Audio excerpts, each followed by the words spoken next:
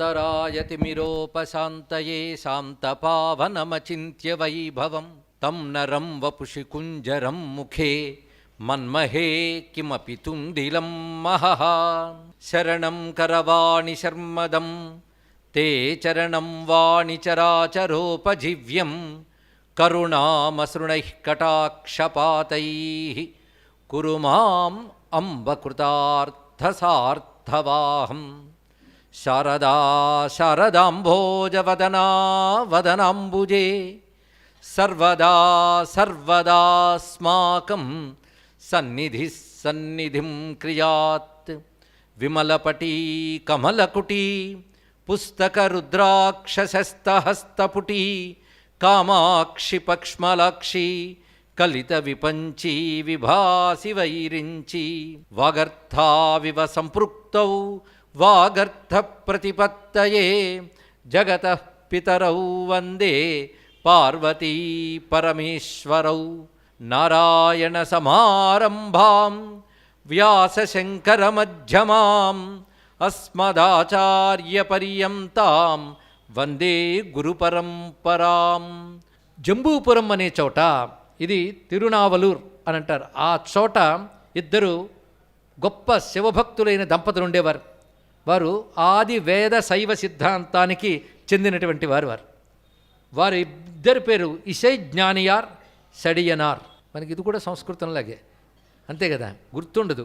కానీ చెప్పబోయే మహానుభావుడు తల్లిదండ్రులండి వీళ్ళిద్దరు, ఇషై జ్ఞానియార్, సడియనార్. దీనికి మనకు ఉపమన్యు గ్రంథం కొంత సహకరిస్తుంది. ఉపమన్యు వీళ్ళకి సంస్కృత నామాలు చెప్తున్నాడు. సంస్కృత నామాల ప్రకారంగా వీళ్ళ పేర్లు జటిలుడు, ఆయన పేరు జ్ఞానవతి ఆవిడ. వారు గొప్ప శివభక్తులు. వారికి లోక కళ్యాణార్థం అవతరించిన పుత్రుడే ఇప్పుడు చెప్పబోయే కథానాయకుడు. ఎవరైనా సుందరార్, మొదటి నాయన్మార్ చరిత్ర. ఆయన సుందరార్. ఆయనకి పెట్టిన తమిళంలో పేరు నంబియారూరార్. నంబియారూరార్ అంటే కమలాలయ నాథుడు అని పేరిట. ఎందుకంటే ఈ తండ్రికి తిరువారూరు చాలా ప్రీతి, అందుకే తిరువారూరుకే కమలాలయం అని పేరు. ఆ శివుడి పేరు పెట్టుకున్నారు. అందుకే కమలాలయనాథుడు అని సంస్కృతం ఉపమన్యువు చెప్పాడు.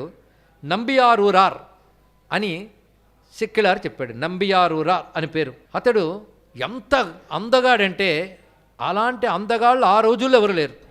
అందగాళ్ళు ఎందరో ఉండొచ్చు, కానీ ఇతడు అపురూపమైన ఏదో సౌందర్యం ఉంది. అంటే జన్మ రహస్యం ఏది ఉంది వెనకాల. రహస్యం కనుక ఎప్పటి నుంచి చెప్పద్దు, తర్వాత తెలుసుకుందాం. ఈయన జన్మ వెనకాల ఏదో గొప్ప రహస్యం ఉంది. అంత అందగాడండి. కాస్త కౌమార దశలో పిల్లలు తగిలిసి ఆడుకుంటున్నాడు వీధిలో. అక్కడ ఆ ప్రాంతానికి రాజుగా ఉన్నటువంటి వాడు నరసింహయునయ్యర్. మన నరసింహ అని పేరు పెట్టుకుంటే చాలు. ఆ నరసింహరాజు ఆయన రథం మీద వెళుతూ ఆ పిల్లవాడిని చూశాడు. ఇంతమంది పిల్లలు అక్కడ ఆడుకుంటున్నా ఈ పిల్లవాడిని చూస్తే అతడు సౌందర్యాన్ని ముగ్ధురైపోయాడు. ఏదో ముచ్చట కలిగింది. ఇవన్నీ గర్జన్మ ప్రేరణలే ఉంటే అలాంటి ఎవరి మీద తెలియకుండా ప్రేమ కలుగుతుంది. ఆ పిల్లవాడిని చూసి, ఈ పిల్లవాడిని నా దగ్గర ఉంటే బాగుంటుంది అని ఆ తల్లిదండ్రులను అడిగి, నేను తీసుకెళ్ళిపోతాను ఈ పిల్లవాడిని, నాకు మీరు ఇతన్ని ఇవ్వండి, నేను పెంచుకుంటా, ప్రేమతో అడుగుతున్నాను. పైగా మీరు వైదిక సంప్రదాయానికి చెందినవారు కనుక మీ సంప్రదాయ ప్రకారంగానే ఆయనకు సంస్కారాలన్నీ చేయించండి, కానీ నేను నా కోటలో ప్రేమగా పెంచుకుంటాను అతన్ని, అంటే రాజ్యం కూడా ఇవ్వచ్చేమో బహుశా అని చెప్తే సరేనని తల్లిదండ్రులు అంగీకరించారు. ఎందుకంటే రాజు కదా, రాజశాసనం అది. పైగా చక్కగా ధర్మబద్ధంగా ప్రేమగా పాలిస్తున్న రాజు గనక నరసింహరాజు చెప్పిన ప్రకారంగా పిల్లవాడిని అతనికి ఇచ్చేశారు. దీని వ్యాఖ్యాతలు ఏమంటున్నారంటే, పిల్లవాడిని ఇవ్వడమే కాదు, వీళ్ళు కూడా రాజాదరణలో క్షేమంగా అక్కడే ఉండేవారు అని కూడా చెప్పారు. మొత్తాన్ని పిల్లవాడికి వేద సంస్కారములు ఇచ్చారు. చక్కగా పిల్లవాడు వేద సంస్కారాలు పొంది వైదికమైన అనుష్ఠానాలు చేసుకుంటూ వేద జ్ఞానము ఇవన్నీ కలిగినటువంటి వాడు. అతనికి వివాహ వయస్సు వచ్చినప్పుడు సంబంధాలు చూశారు. పైగా ఇతను మహాసౌందర్యవంతుడు, ఎదుగు ప్రసిద్ధి. ఏ విద్య నేర్పితే ఆ విద్య అలాగ వచ్చేస్తుంది కనుక విద్యావంతుడు అయ్యాడు, సంస్కారవంతుడు అయ్యాడు, కుటుంబం బాగుంది, రాజాదరణ ఉంది. ఇంకేం కావాలి, రాజే పుత్రులా చూస్తాడు. ఇంకా ఈయనకి మంచి సంబంధాలు చాలా వస్తున్నాయి. అప్పట్లో పుత్తూర్, దీనికి నూతనపురం అంటాడు ఉపమన్యువు. పుత్తు ఊరు, పుత్తు అంటే కొత్త, పుత్తు ఊరు అంటే కొత్త ఊరే. ఆ పుత్తూరు పేరుతో చాలా ఉన్నాయండి. విల్లిపుత్తూరు ఒకటి ఉంది కదా, ఇది విల్లిపుత్తూరు కాదు, ఇది ఒక పుత్తూరు. ఆ పుత్తూరులో ఒక మహానుభావుడు వేద పండితుడు ఉండేవాడు. ఆయన తన కుమార్తెనిచ్చి వివాహం చేయాలని సంబంధం కలుపుకోవడానికి మాట్లాడితే ఈ సంబంధం అన్ని విధాలుగా యోగ్యమైనది అని నిర్ణయించుకున్నవారే ఇంకా పెళ్లి ఏర్పాట్లు అయ్యాయి. ఆ పెళ్లి ఏర్పాట్లో ఈయన వెళ్ళిన తీరు, పెళ్లి కొడుకుగా ఎలా చేశారు, ఇవన్నీ చాలా అందంగా వర్ణిస్తాడు సెక్యులర్. దీన్ని బట్టి అప్పుడు ఆచార వ్యవహారాలు ఉండేవో తెలుస్తుంది ఇక్కడ. వాళ్ళ సంప్రదాయం ప్రకంగా పైగా రాజపుత్రుడు కనుక పెళ్లి అలంకారాలను చేసి గుర్రం నుంచి తీసుకెళ్లారు ఇక్కడికి పుత్తూరుకి. వాళ్ళు విడుదలన్నీ ఏర్పాటు చేశారు. ఇంకా ముహూర్తం దగ్గరికి వస్తుంది. విడుదల నుంచి ఇక్కడికి మంగళవాద్యాలతో కళ్యాణ మండపానికి తీసుకొచ్చారు. పెళ్లి కొడుకు అక్కడ దిగాడు. మన సంప్రదాయ ప్రకారంగా పెళ్లి కూతురు వచ్చే లోపల పెళ్లి కొడుకు దీక్షగా చేయవలసిన కొన్ని విధులు ఉంటాయి. అవి చేయిస్తున్నారు పురోహితులు. అవి చేస్తున్నాడు. ఇంకా పెళ్లి కూతురు రాలేదు. ఇంకా అటు ఇటు వారు బంధువులు, మిత్రులు, పరివారములన్నీ వచ్చున్నాయి. కిటకటలాడిపోతుంది అంతా కూడా. పైగా రాజు కూడా వచ్చాడు కదా, కనుక రాజు పరివారములు వచ్చాయి. అంత రాజు వచ్చాడు కనుక చాలామంది వచ్చారు. మొత్తానికి అంత అందగాన్ని పెళ్లి కొడుకుగా చూడడంలో అందరూ మురిసిపోతూ అందరూ కూర్చున్నారండి. ఆ సమయంలో ఒక తెల్లని దబ్బపండు లాంటి ఛాయతో ఒక వృద్ధుడు వస్తున్నాడు. పైగా చేతిలో ఎలా వస్తున్నంటే చేతిలో దర్భ కుర్చీ పట్టుకుని మరొక చేతితో ఒక కర్ర పట్టుకుని ముడతల పని శరీరంట కానీ వర్చస్సు, అద్భుతమైన వర్చస్సు. పైగా రుద్రాక్షలు వేలాడుతున్నటువంటివి, బంగారం తొడిగినటువంటి రుద్రాక్ష మాలలు వేసుకుని అద్భుతమైనటువంటి త్రిపుండ్రాలు ధరించి వస్తున్నాడు ఆయన, మహా తేజస్వైనటువంటి వృద్ధుడు. ఆ వచ్చిన ఆయన రాగానే వీళ్ళందరూ పెద్ద ఆయన కదా వచ్చాడని గౌరవించారు. ఆ పైనుంచి ఇతన్నే చూస్తున్నాడు, సుందరారనే చూస్తున్నాడు ఆయన కూర్చున్న ఆయన. చూస్తూ పైగా సుందరార్ అనేది ఆయనకి ముద్దుగా పెట్టుకున్న పేరు. అసలు పేరు మాత్రం కమలారీనాథుడు, మర్చిపోవద్దు. ఊళ్ళో వాళ్ళందరూ నేను అందాన్ని చూసి సుందరార్ సుందరార్ అన్నారు కదా. అలా వచ్చిన పేరు బిరుదనామం. కొందరు అసలు పేర్లు పోయి ఆ పేరుతోనే పిలుస్తారు లక్షణం బట్టి. మా ఊర్లో ఒక పొడుగు ఆయన ఉన్నాడు. వాడు అసలు పొడుగు ఆయన కాదు, ఆయన పేరు ఇంకేదో ఉంటుంది. అలాగే ఈయన పేరు అందగాడు. ఎంత బాగుంది. ఈ పేరు తెచ్చుకోవడం కష్టంలేండి. సుందరారు మొత్తానికి. ఆ సుందరారు వైపే చూస్తున్నాడు కూర్చుని పెద్ద ఆయన. అందులో చాలా వృద్ధుడు కనుక మొదటి ఆసనంలో కూర్చోబెట్టారు. అలాగే చూస్తున్నాడు. ఇంత చూస్తుంటే ఆయన కనిపించింది, ఎందుకు అలా చూస్తున్నావని. అప్పుడు బాబు నువ్వు పెళ్లి కర్మలు చేయడానికి కూర్చున్నావు, ఈ క్రియలు ప్రారంభించే ముందు నీకు నాకు మధ్యన లావాదేవీ తీర్చుకొని అప్పుడు కూర్చోన్నాడు. నీకు నాకు లావాదేవీ ఏమిటరా అన్నాడు. ఇక్కడ దిగు, ముందు తేల్తే కానీ నువ్వు పెళ్లి చేసుకోవడానికి వీల్లేదు. నీకు నాకు పూర్వపు వివాదం ఒకటి ఉంది. వివాదం అంటే తెలుసు కదా, నీకు నాకు పూర్వ వివాదం ఉంది అని చెప్తూ మిగిలిన వాళ్ళు ఆశ్చర్యపోయి చూస్తున్నారు. ఏమిట్రా బాబు నీ గొడవ అంటే, ఇదిగో ఇక్కడ కూర్చొని పెద్ద మనుషులు, ఈ నావలూరు నుంచి పారిపోయిచ్చని బ్రాహ్మడు నా దాసుడు ఇది అన్నాడు. పారిపోయిచ్చట్టిన పారిపోయిచ్చని పెళ్లి కొడుకుగా కూర్చున్న బ్రాహ్మడు నా దాసుడు. దాసుడు అంటే ఏమిటి? నా బానిస అనగానే వెంటనే అతను అన్నాడు పెద్ద నవ్వు నవ్వి, ఏమిటి నువ్వు మాట్లాడుతున్నది, నేను నీ దాసుడిని ఎలాగయ్యాను అంటే, ఏ అవివేకి అలా నవ్వకు, నువ్వెందుకు అలా నవ్వుతావు? నా దగ్గర ఒక పత్రం ఉంది, నిన్ను దాసుడుగా నాకు అప్పగించిన పత్రం ఉంది. ఈ పత్రం సాక్షిగా చెప్తున్నాను. పైగా మీ తాతగారు తన దస్తూరితోరా సంతకం చేశారు, నిన్ను దాసుడుగా అప్పగించారు. ఆ పత్రం నా దగ్గర ఉంది, దాని సాక్షిగా చెప్తున్నాను, నువ్వు దాసుడివి అనగానే వెంటనే అతను కిందకి దిగి, నీకేం పిచ్చి పట్టిందా? ఈ వైదిక సిద్ధాంతంలోని విప్రుడు ఒకడికి దాసుడుగా వెళ్ళడు, వాడికి దాసత్వం లేదు. అలాంటిది నేను నీకు దాసుడిని ఎలా వెళ్తాను? పిచ్చివాడా, నీకేమైనా పిచ్చి పట్టిందా అని గట్టిగా అన్నాడు. వెంటనే నువ్వు ఇలా గట్టిగా అరచి లాభమేమీ లేదయ్యా, వ్యవహారానికి రా, అహంకారం విడిచిపెట్టు, నా దగ్గర పత్రం ఉంది, కావాలంటే ఈ సభలో ఉన్న వాళ్ళందరికీ చూపిస్తాను, పత్రం సాక్షిగా నువ్వు నాకు దాసుడివి అనగానే వెంటనే ఏది ఆ పత్రం ఒకసారి తీసుకురా చూస్తాను అన్నాడు. నేను ఇవ్వనన్నాడు ఆయన. అక్కడ వెంటనే మీరు ఎక్కడి నుంచి వచ్చారని పక్క వాళ్ళందరూ అడుగుతున్నారు. ఎందుకంటే వివాదాన్ని సౌమ్యంగా పరిష్కరిద్దామని వాళ్ళ ఆశ. కానీ ఇతడి తేలాలి, నేను తిరువెన్నెనల్లూరు అనే చోటు నుంచి వచ్చాను, నేను అసలే వృద్ధుణ్ణి, వీడి తాతగారు నాకు రాసి ఇచ్చేశారు, కావాలంటే చూడండి. దానిలో రాసింది ఏముందంటే, నేను నా సంతానము ఆ తర్వాతి వాళ్ళు అందరూ ఈయనకు దాసులము అని రాసింది. అందులో నా పేరుతో సహా అందులో ఉంది. కనుక నాకు వీళ్ళందరూ దాసులు. ఇప్పుడు నా పత్రం ఇప్పుడు నా చేతికి దొరికింది, అందుకే ఇతని దగ్గరికి వచ్చాను. ఇతను బానిస, నాతో రావాల్సిందే. బానిస అంటే ఏమిటి? నేనేం చెప్తే చేయాలి, నా దాసత్వానికి ఇతనికి ఇచ్చేసేయండి అని అంటే, అయితే ఆ పత్రం వీళ్ళు చూస్తుంటే ఏదో ఒకసారి చూడు అని చెప్పి లాగేసుకున్నాడు. ఎవరు? సుందరారు. లాగేసుకుని చదివి ముక్కలు ముక్కలు చేసి అగ్నిహోత్రంలో పడిశాడు. ఇప్పుడు చెప్పు, నేను నీ దాసుడినా? ఏది సాక్షి అంటే, పెద్దలందరి ముందు పత్రం చింపేశాడు. ఇదేనా తగిన పనేనా మీరు చెప్పండి. అందుకే వీడు దుందుడుకుగాడు, వీడు దూకుడు ఎక్కువ, తొందరపాటు ఎక్కువ. తెలుగు భాషలో చెప్పారు తుంటరి భక్తుడు వీడు. ఇంకా భక్తుడు కాలేదు, తుంటరి వాడు వీడు. ఈ తుంటరి వీడు నన్ను పిచ్చివాడు అంటారా? అందుకే నేను పని చేశానులే, చూపించింది నకిలీ పత్రం, నకలది, ఒరిజినల్ నా దగ్గర ఉంది. కనుక వీడి దాసత్వానికి సంబంధించిన పత్రం నా దగ్గర ఉంది, అసలు పత్రం నా దగ్గర ఉంది, నకిలీ పత్రం చెప్పేశాడు అంతే అన్నాడు ఇక్కడ. మరి ఎలాగో అయితే ఇక్కడ కాదు, మా ఊరికి మీరు వస్తే పంచాయతీ పెడతాను, అక్కడున్న పెద్దవాళ్ళందరినీ పిలుస్తాను, వాళ్ళ చిగ్గురు చూపిస్తాను, వాళ్ళు అంగీకరిస్తే మీరు ఈ దాసత్వం అంగీకరిస్తారా? సరే పెద్దవాళ్ళ సభ కనుక ఓకే, అయితే మీరు అందరూ రండి అక్కడికి అన్నాడు. వీళ్ళందరూ వచ్చారు. సుందరారు కూడా నడుస్తున్నాడు. ఈ వృద్ధుడు ముందు పరిగెడుతున్నాడు. నడకే పరుగులో ఉందిటండి. ఆ నడకందు కూడా యువకులకి సమయం పట్టింది. మొత్తానికి అలా వెళుతూ ఉంటే అక్కడ సభ ఏర్పాటు చేశాడు. ఎందరో పండితులు అక్కడ. అప్పుడు వాళ్ళందరి ముందు చెప్పాడు, ఇదిగో నా దగ్గర పత్రం ఉంది, బయటికి తీస్తాను, కానీ మళ్ళీ వీడు చించేస్తాడు. మీరు నాకు హామీ ఇస్తే బయటికి తీస్తా, దాన్ని రక్షిస్తానని మీరు హామీ ఇస్తే నేను ఆ పత్రం బయటికి తీసి చూపిస్తాను. అంటే ఇంతమంది సభ తీర్చాం కనుక మీరెవ్వరు ఇంకేం చేయలేరు, కాబట్టి తప్పకుండా చూస్తా, నిన్నెవరేం చెప్పరే, పత్రం తీసుకురా అన్నారు. ఆ లోపల ఎక్కడ దాచిపెట్టాడు ఇతను. లోపల నుంచి బయటకు తీశాడు ఆ పత్రాన్ని. తీసుకొచ్చి ఇదిగో పత్రం ఒరిజినల్. ఆయన సంతకం కూడా ఉంది, వీడి తాతగారి సంతకం ఉంది చూడండి ఇక్కడ.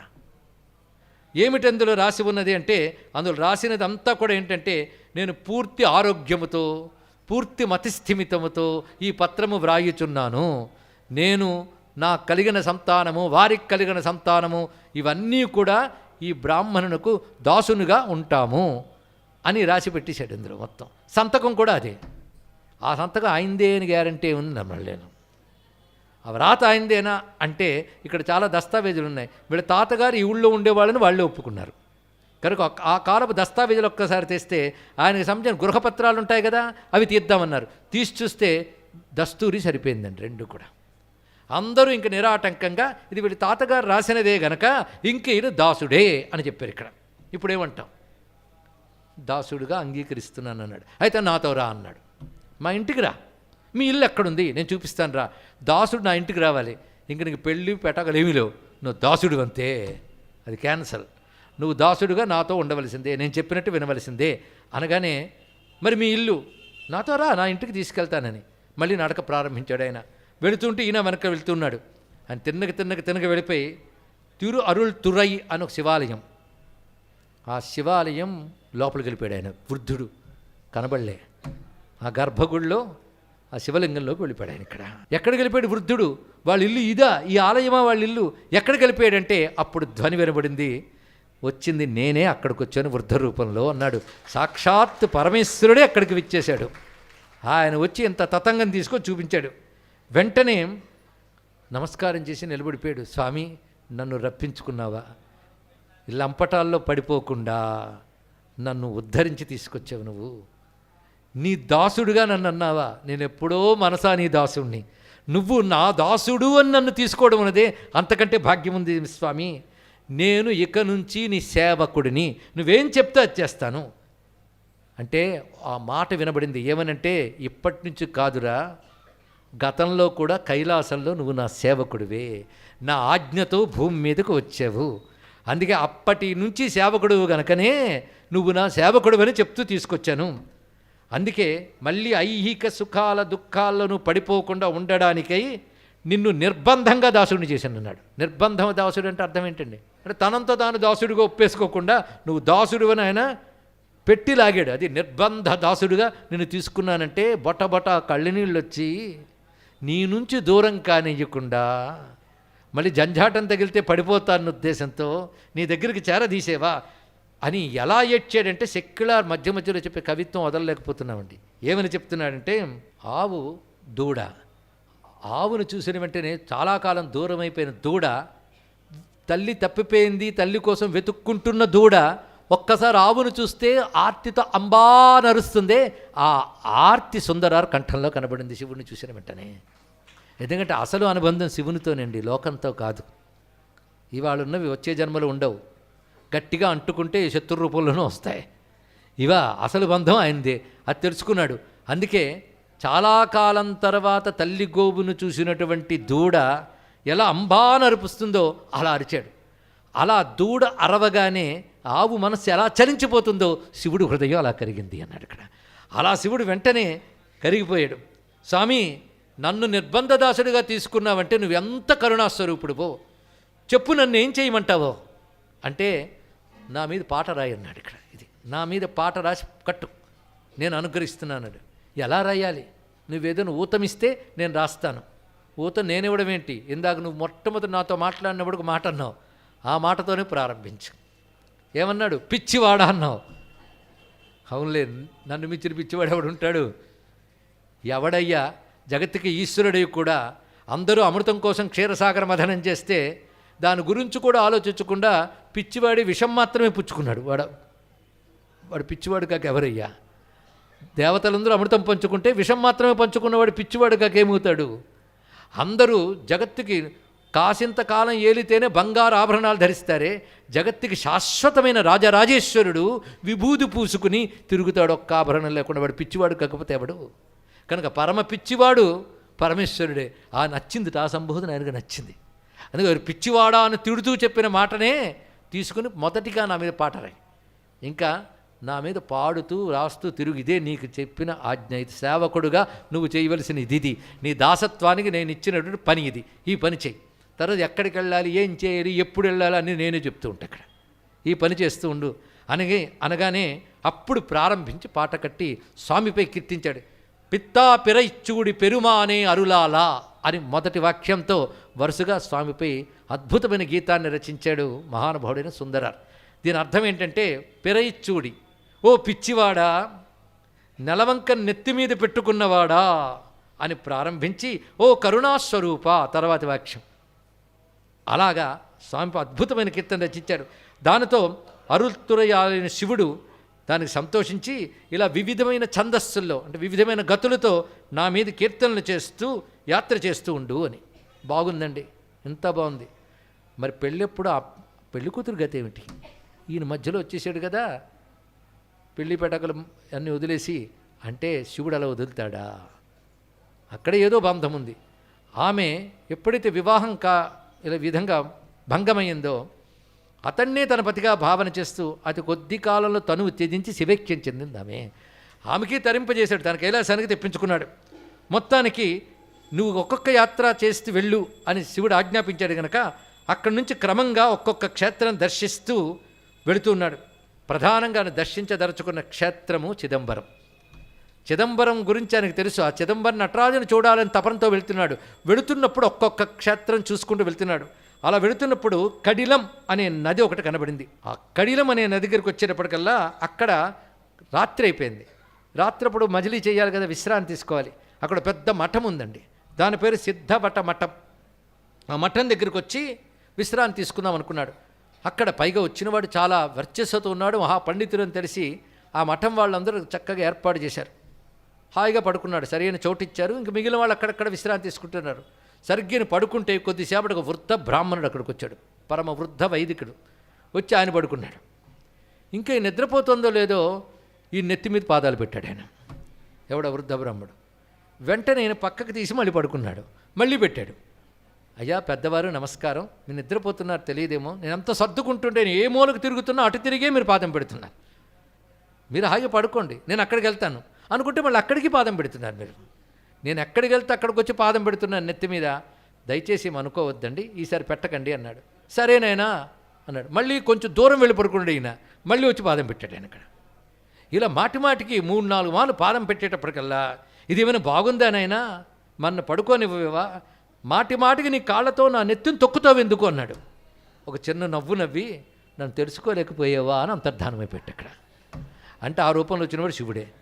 శివుడిగా కనబడచ్చుగా, ఈ లీలలు ఏమిటయ్యా అంటే శివుడు అక్కడ ఆజ్ఞాపించాడుగా. ఇప్పుడు దీక్ష ఇవ్వాలి. దీక్ష ఇచ్చేటప్పుడు పాదుక దీక్ష అంటారు, పాదుకాంత దీక్ష. గురుపాదుకులు నెత్తి మీద పెట్టుకోవడమే పాదుకాంత దీక్ష.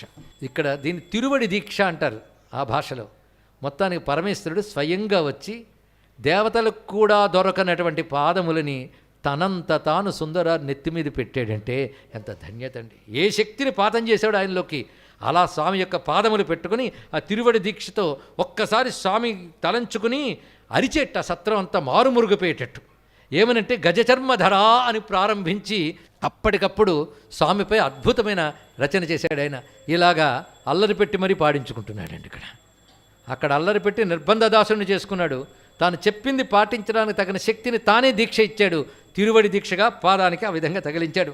ఆ తర్వాత త్రోవలో ఆయన నదులు కనబడితే నదులు స్నానాలు చేసి దక్షిణ గంగా నది అని చెప్పబడుతున్నటువంటి నదిలో స్నానం చేసి అక్కడ తిరుమాణిక్కులి అనే క్షేత్రం ఉంది. అక్కడ నారాయణుడు వామనావతార రూపంలో ఉంటాడు. ఆ సమీపంలో తిన్నయ్య నగరం అని ఉంది. అక్కడికి వెళ్ళి శివదర్శనం చేసుకుని అక్కడి నుంచి తిల్లైకి బయలుదేరాడు. తిల్లై అంటే చిదంబరం. ఆ చిదంబరంకి వచ్చేటప్పటికల్లా పరవశించిపోయాడు. ఇక్కడ కొన్ని పుటలు సెక్యులార్ చిదంబర క్షేత్రం గురించే వర్ణిస్తాడు. ఏమీ కంగారు పడక్కర్లేదు, వర్ణనేది చెప్పబడదు ఇక్కడ. మొత్తానికి చిదంబర క్షేత్రం చూడగానే పరవశించిపోయి పరమేశ్వరుడు అందరికీ దివ్యమైనటువంటి నాట్య దర్శనమిచ్చే చోటు ఇది అని పరవశించిపోయి 2 చేతులు శిరస్సు మీద పెట్టుకుని కనుల నుంచి అశ్రువులు రాలుతుంటే పరవశంతో రాజగోపురం దాటి చిదంబరంలోకి ప్రవేశించాడు. ఆయన ఆ ప్రవేశిస్తే అక్కడున్న స్వామిని చూసి ఆనందపడిపోయి అద్భుతమైన రచన చేశాడు. స్వామి, ఇలాంటి చోట నీ దివ్య పాదాన్ని దర్శించగలిగాను, నీ నటరాజమూర్తిని చూడగలిగాను, పులకించపోయి నటరాజుపై కీర్తనలు రచించాడు ఆయన. ఆ తర్వాత స్వామి అక్కడ ఆయనకు మళ్ళీ ఆజ్ఞాపన చేశాడు. ఎక్కడి నుంచి ఎక్కడికి వెళ్ళాలో ఆయనే చెప్తున్నాడు. ఇక్కడి నుంచి నువ్వు బయలుదేరి తిరువారూరు రా, అక్కడ నా దర్శనం చేసుకో అని చెప్పాడు. అక్కడి నుంచి ఆయన బయలుదేరి వస్తూ తిరువారూరుకు వెళుతూ ఉంటే తోవలో చిదంబరానికి సమీపంలో సీర్గాళి అని ఊరిని చూశాడు. ఇప్పటికీ మీరు ఎవరైనా వెళితే సీర్గాళి అని ఉంటుంది. అక్కడ శివుడు లింగ రూపంలో ఉండడమే కాకుండా పైకి వెళితే విగ్రహ రూపంలో ఉంటాడు సీర్గాళి. అక్కడ జ్ఞాన సంబంధుడు పుట్టిన చోటు, తిరుజ్ఞాన సంబంధుడు పుట్టిన చోటు. ఈయన ఆ ఊర్లోకి వెళ్ళలేదుట. ఎందుకంటే తిరుజ్ఞాన సంబంధుడు పుట్టినడయాడిన చోట్లోని ఎలా పాదం పెడతాను అనుకుని ఆయన బయట నుంచే సరిహద్దు నుంచే నమస్కరించాడు. సరిహద్దు నుంచి నమస్కరించాడు లేదో వృషభవాహనారూఢుడై ఉమాసమేతుడై గణపతి కుమారస్వాములతో శివుడు అక్కడ ప్రత్యక్షమై సుందరాన్ని అనుగ్రహించాడు. భక్తునిపై భక్తికి ఇది తెలుసుకోవాలి. భగవంతునిపై భక్తి ఒకటి, భక్తునిపై భక్తి ఒకటి. ఇది భక్తుడికి ఉండాలి. కానీ భక్తుడికి ఉండవలసినవి 2. భగవంతుని మీద భక్తి, భగవద్భక్తుల మీద భక్తి ఉండాలి. అంతేగా నేను భక్తుడిని అహంకారం రాకూడదు. అంతమంది భక్తులు అంతా నేనంతా. అందుకే తృణాదపి సునీచేన తరోరివ సహిష్ణునా అని చైతన్య మహాప్రభు చెప్పినట్లుగా తన అల్పత్వం అంత అంగీకరించి నీ పాదదాసుల ధూళి కణాన్ని నేను అన్న భావంతో ఉండాలండి భక్తులు. అది భక్తులు బట్టి భక్తి అది చూపించడంతో శివుడికి మురిసిపోయి సాక్షాత్కారం ఇచ్చేశాడు ఆయనకి. ఆ తర్వాత శివుని ఆజ్ఞ ప్రకారంగా క్రమంగా వివిధములైన క్షేత్రములు సంచరిస్తూ తిరువారూరు చేరుకున్నాడు. ఈ మధ్యలో మైలాదుత్తరి, తిరుపుగళూరు మొదలైన ఆలయాల్లో ఎన్ని శివాలయాల్లో లెక్కలేనన్ని శివాలయాలు ఉన్నాయండి. అత్యంత ప్రాచీనమైనవి, నేటికీ శివుడి కొలువు ఉన్నవి. అవి చూసుకుంటూ భవ్యమైన తిరువారూరు చేరుకున్నాడు. ఆ తిరువారూరే త్యాగేశ్వరుడు వాల్మీకనాథుడు అనే పేరుతో శివుడున్న గొప్ప చోటు, అపారమైన అద్భుతమైన క్షేత్రం అది. అలాంటి ఈ క్షేత్రానికి రాగానే పరవశించిపోయి శివుని దగ్గరికి వెళ్ళిపోయాడు. ఆ వాల్మీకనాథుడిని త్యాగరాజస్వామిని నోరారా కీర్తిస్తున్నాడు. పైగా అప్పుడు స్వామి చెప్తున్నాడు, ఇతడు అందరి చేత పూజింపదగిన వాడు అని అక్కడ అర్చకులకు స్వామి ఆజ్ఞాపించాడు కనబడకుండా. ఎందుకంటే ఇతన్ని నావాడిగా తీసుకుని వివాహాన్ని ఆపాను కాబట్టి నాకు బాధ్యత ఉంది. ఇతను పిచ్చివాడిగా తెరవనివ్వకుండా ఎప్పుడూ కళ్యాణ వేషంలోనే ఇతడు ఉంటాడు. అంటే పెళ్లికి తగ్గ వేషం వేసుకుని చక్కగా అలంకారం చేసుకుని చేతిలో ఒక బెత్తం కూడా బంగారు బెత్తం పట్టుకుని ఉంటాడు. సుందరారు వేషం ఇలా ఉంటుందండి, ధ్యానించడానికి అనువుగా ఉంటుంది. ఇలా ఉంటాడు ఇక్కడ, ఎప్పుడు సుందరంగానే ఉండాలి ఇతడు అని స్వామి అక్కడున్న అర్చకులందరికీ తెలిసేటట్టుగా వారికి తెలియజేశాడు. ఇంకా స్వామి ప్రసాదముగా దివ్య వస్త్రములు స్వీకరించి తిరుగుతున్నాడు. దాంతో తిరువారూరులో ఉన్న అర్చకులు, భక్తులు, విప్రులు అందరూ కూడా తెలుసుకున్నది ఏమిటంటే శివుడికి అతి దగ్గర వాడు ఇతను. శివుడికి దాసుడా? కానీ శివుడికి దాసుడు కాదు, శివుడికి మిత్రుడు అని అతడికి శివమిత్ర అని పేరు పెట్టారు అందరూ కూడా. శివమిత్ర, జ్ఞాన సంబంధుడు తిరుపుత్ర, శివపుత్ర అతడు. ఇతడు శివమిత్ర. ఇంకోటి వస్తాడు శివదాస. 4వ ఆయన శివజ్ఞాని. శివపుత్ర తిరుజ్ఞాన సంబంధుడు, శివమిత్ర సుందరారు, శివదాసుడు అప్పర్, శివజ్ఞాని తిరుమూలర్. చెప్పుకున్నాం కదా, తిరుమూలర్ తిరుమందిరం రచించిన ఆయన. వీళ్ళు 4. అంటే ఒకరిది పుత్ర మార్గము, ఇంకొకరిది సఖ్య మార్గము, 3వది దాస మార్గము, 4వది జ్ఞాన మార్గము. తిరుమందిరం చూస్తే తెలుస్తుంది. తిరుమందిరం రచించిన ఆయన తిరుమూలనాథుడు. మర్చిపోయారా? మొదటి చెప్పింది చివరికి గుర్తుంటుందా అండి మనకి? కానీ మళ్ళీ 4 గుర్తు చేస్తున్నాం. సెక్యులార్ చెప్పిన 4 వీళ్ళు. ఇప్పుడు సుందరారు కథ ప్రారంభించిన ఈయన శివమిత్రుడు కానీ శివపుత్రుడు ఎవరో, శివదాసుడు ఎవరో, శివజ్ఞాని ఎవరో తెలుసుకోవాలి కదా. ఇవన్నీ తెలుసుకున్నాం. అటువంటి శివమిత్రుడిగా ఆయన గొప్ప పేరు లభించిందండి. ఇలా శివమిత్రుడిగా తిరువారూరులోనే ఉన్నాడు ఆయన. ఆనందంగా తిరువారూరులో స్వామిని సేవించుకుంటూ, తిరువారూరులో ఉన్న పండితులు, భక్తులు, యోగులు అందరూ ఈయన ప్రత్యేక గౌరవంతో చూసేవారు. శివభక్తులు ఎక్కడికి వెళ్ళినా ఆ గౌరవం ఉంటుంది. శివుడు ఆ గౌరవం వచ్చేటట్టు చూస్తాడు. లోకేశ్వరుడు పాదం పట్టుకున్న వాడిని లోకం వాడి కాళ్ళు పట్టుకుంటుంది అని పెద్దలు చెప్తారు ఇక్కడ. అలాంటి మహాభక్తుడి అందరి మన్ననలు పొందుతున్నాడు. గొప్ప జ్ఞాని, భాగవతోత్తముడైనటువంటి ఆయన పాటలతో అందరూ ధన్యులైపోతున్నారు. ఆయన ఒక పాట పాడడం, ప్రజలు ఆ పాటను తిరిగి పాడడం, ఆ పాటలు విని శివుడు సంతోషించడం అలవాటైపోయింది. అలా తిరువారూరులో ఉంటూ ఉండగా ఒక వింత జరిగిందయ్యా సుందరార్ జీవితంలో. ఏమిటా వింతో రేపు తెలుసుకుందాం. సర్వం శ్రీ కమలాపురనాథ త్యాగేశ్వర చరణారవిందార్పణమస్తు. శ్రీ చిదంబర నటరాజ చరణారవిందార్పణమస్తు. శ్రీ చిదంబర నటరాజ స్వరూప కాశీ విశ్వేశ్వరార్పణమస్తు.